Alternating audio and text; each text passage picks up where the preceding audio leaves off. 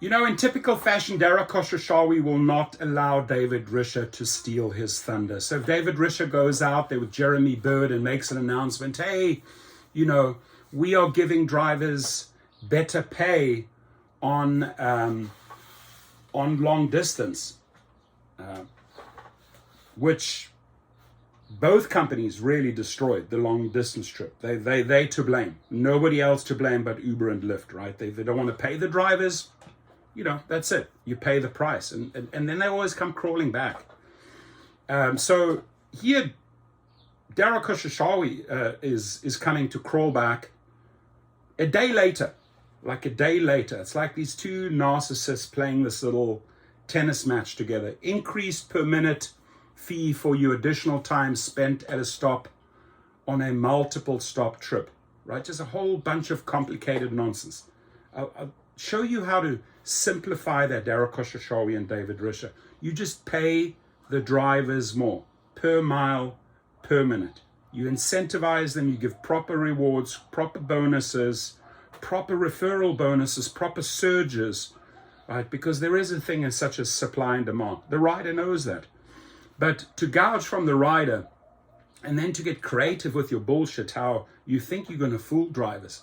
Drivers don't fall for this nonsense. They're interested in one thing: higher pay across the board. If you see higher pay, you follow higher pay. So don't make a little baby adjustment over here, longer trips, little baby adjustment on multiple stops. Increase the earnings across the board, right? Get less greedy on your external fees, your insurance costs, where you're gouging the drivers.